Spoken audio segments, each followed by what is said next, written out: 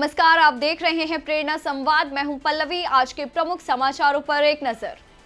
भगवान श्री राम के तीर्थ स्थलों की सैर कराएगा आईआरसीटीसी। 18 नवंबर से 18 दिनों का रामायण टूर पैकेज हुआ लॉन्च। अब भगवान श्री राम से जुड़े तीर्थ स्थलों की यात्रा करने की इच्छा रखने वाले यात्रियों की मनोकामना जल्द पूरी होगी। इसके लिए कानपुर से आईआरसीटीसी ने 18 नवंबर से 18 दिनों तक रामायण यात्रा चलाने का निर्णय लिया है। यात्रा के दौरान भगवान श्री राम से जुड़े सभी तीर्थ स्थलों के दर्शन कराए जाएंगे। इस ट्रेन में सामान्य और एसी श्रेणी के कोच होंगे।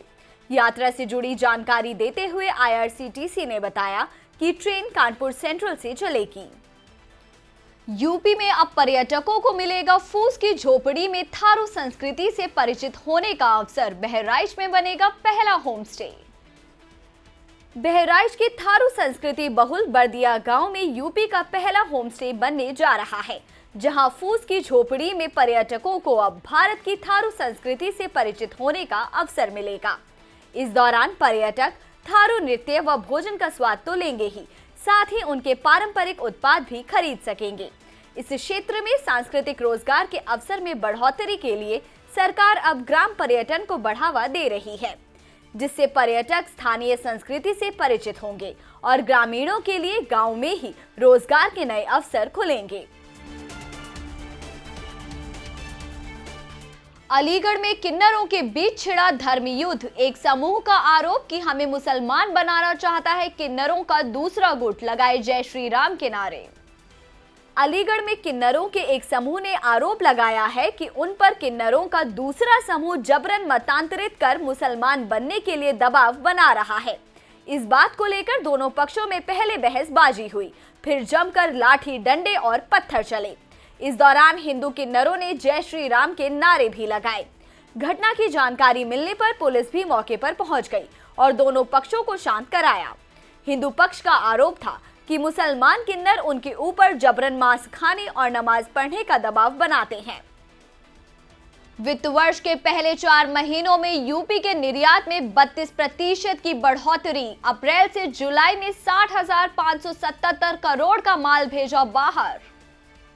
उत्तर प्रदेश के लिए चालू वित्त वर्ष के पहले 4 माह के निर्यात के आंकड़े काफी उत्साहित करने वाले हैं। अप्रैल से जुलाई के मध्य यहां से होने वाले निर्यात में रिकॉर्ड 32% की वृद्धि हुई है। वहीं पिछले 5 साल के निर्यात पर नजर डालें तो इस अवधि में औसत बढ़ोतरी 15% की रही है। ये आंकड़े हाल ही में केंद्र सरकार ने जारी किए हैं। आपको बता दें कि अप्रैल से जुलाई के मध्य यूपी से दूसरे देशों को लगभग 60,577 करोड़ रुपए के उत्पाद भेजे गए, जबकि पिछले वित्त वर्ष की इसी अवधि में यह राशि लगभग 45,861 करोड़ रुपए थी। देश में धूमधाम से मनाया जा रहा छठ महापर्व। 36 घंटे का निर्जला व्रत शुरू। आज व्रती महिलाएं देंगी डूबते सूर्य को अर्घ्य। संतान की कुशलता और परिवार की सुख समृद्धि की कामना के लिए आज से 36 घंटे का निर्जला व्रत शुरू हो गया है। छठी मैया का व्रत रखने वाली महिलाएं डूबते सूर्य को अर्घ्य देंगी।